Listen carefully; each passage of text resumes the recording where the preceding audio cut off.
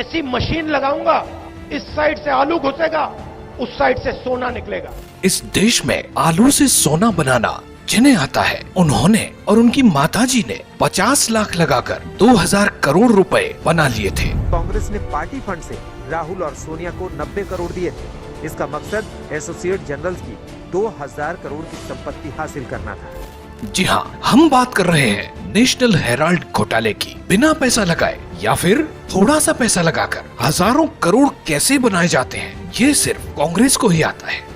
जिस तेजी से कांग्रेस का पैसा बढ़ता है, उतनी तेजी से तो शेयर मार्केट में भी पैसा नहीं बढ़ता। देश आजाद होने के बाद अगर किसी की दिन दूनी रात चौगुनी तरक्की हुई है तो सिर्फ गांधी परिवार की। आइए अब समझते हैं कि नेशनल हेराल्ड केस है क्या।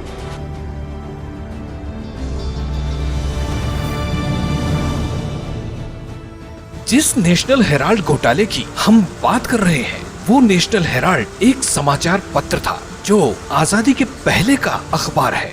इसकी शुरुआत पंडित जवाहरलाल नेहरू ने 1938 में की थी। नेशनल हेराल्ड अखबार का प्रकाशन करने वाली एसोसिएटेड जर्नल्स लिमिटेड यानी AJL नाम की कंपनी की स्थापना 1937 में की गई थी।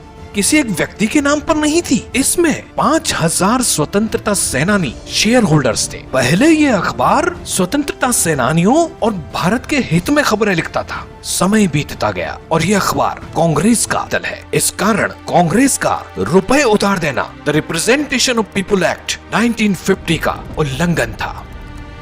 लेकिन असली खेल तब शुरू हुआ जब एक तरफ 2010 में AJL ने घोषणा कर दी कि वो कर्ज नहीं चुका सकती, वहीं दूसरी तरफ 2010 में एक नई कंपनी यंग इंडिया लिमिटेड यानी YIL को शुरू किया गया, जिसके डायरेक्टर थे राहुल गांधी। इस कंपनी में 38% शेयर राहुल गांधी के पास, 38% शेयर उनकी मम्मी सोनिया गांधी के पास और बाकी के 24% शेयर कांग्रेस नेता मोतीलाल वोरा, ऑस्कर फर्नांडीज, पत्रकार सुमन दुबे और कांग्रेस नेता सैम पित्रोदा के पास थे।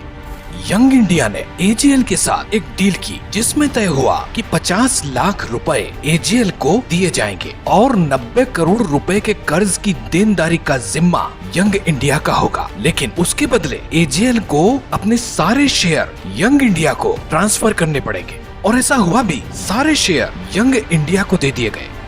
पूर्व न्यायाधीश मार्कंडे काटजू सहित कई शेयर होल्डर्स ने आरोप लगाया कि जब YIL ने AJL के शेयर लिए तब उन्हें कोई नोटिस नहीं दिया गया था। यानी जो कंपनी किसी एक व्यक्ति के नाम पर नहीं थी, वो घुमा फिराकर गांधी परिवार की हो गई थी और इस कंपनी की 2000 करोड़ की प्रॉपर्टी भी एक ही परिवार की हो गई थी। कांग्रेस के सत्ता में रहते तो जांच संभव ही नहीं थी। बीजेपी ने सत्ता में आते ही एजेंसियों को स्वतंत्र तरीके से काम करने की छूट दी, जिसका असर यह हुआ कि 1 अगस्त 2014 को ED ने इस मामले में संज्ञान लेकर मनी लॉन्ड्रिंग का केस दर्ज कर दिया। मई 2019 में इस केस से जुड़े 64 करोड़ की संपत्ति को ED ने जब्त किया। सरकार ने हेराल्ड हाउस के स्थायी पट्टे को समाप्त कर दिया और AJL को हेराल्ड परिसर से बेदखल कर दिया। यंग इंडिया के ऑफिस को सील कर दिया गया। इसके अलावा पूछताछ के लिए सोनिया राहुल को बुलाया गया। अपने परिवार को बचाने के लिए राहुल सोनिया ने पूरी कांग्रेस को प्रदर्शन के लिए लगा दिया, जिससे पूछताछ न की जा सके। अगर भ्रष्टाचार नहीं किया है तो शक्ति प्रदर्शन के जरिए कार्रवाई को प्रभावित करने की कोशिश आखिर क्यों की जा रही है? आखिर कांग्रेस हेराल्ड मामले में राहुल गांधी और सोनिया गांधी को पीड़ित के तौर पर पेश क्यों कर रही है? आखिरकार एक कानूनी मामले को राजनीतिक रंग क्यों दिया जा रहा है?